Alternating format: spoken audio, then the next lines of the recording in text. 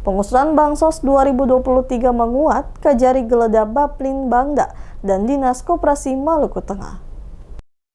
Penanganan kasus dugaan penyimpangan dana bantuan sosial atau Bansos tahun anggaran 2023 di Kabupaten Maluku Tengah memasuki babak krusial. Kejaksaan Negeri Maluku Tengah atau Kejari Malteng resmi menggeledah dua instansi strategis, yakni Badan Perencanaan Pembangunan Penelitian dan Pengembangan Daerah atau Baplin Bangda serta Dinas Koperasi dan UKM Kabupaten Maluku Tengah pada Rabu 4 Maret 2026.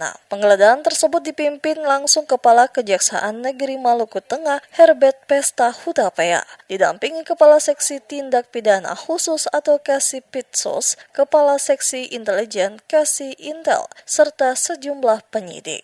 Proses penggeledahan dimulai sekitar pukul 9 waktu Indonesia Timur. Sejumlah ruangan menjadi fokus pemeriksaan, diantaranya ruang Sekretaris Badan, ruang Bidang Perencanaan dan Pengendalian, serta ruang Evaluasi Pembangunan Daerah dan Pengendalian Sumber Daya Alam. Langkah ini dilakukan untuk mengumpulkan dokumen serta alat bukti yang berkaitan dengan dugaan penyimpangan dana Bansos yang bersumber dari APBD Kabupaten Maluku Tengah tahun anggaran 2023. Demikian diungkapkan Herbert Pesta Hutapea selaku Kepala Kejaksaan Negeri Maluku Tengah di sela-sela memimpin kegiatan penggeledahan yang dimulai dari Balit Bangda dan dilanjutkan ke kantor Dinas Koperasi dan UKM Kabupaten Maluku Tengah. Penggeledahan ini dinilai sebagai sinyal kuat bahwa proses penyidikan telah memasuki tahap pendalaman serius dan berpotensi mengarah pada penetapan tersangka. Hingga berita ini diturunkan, pihak Kejari Maluku Tengah belum merinci dokumen maupun barang bukti yang telah diamankan dalam proses penyidikan dugaan korupsi dana Bansos tersebut.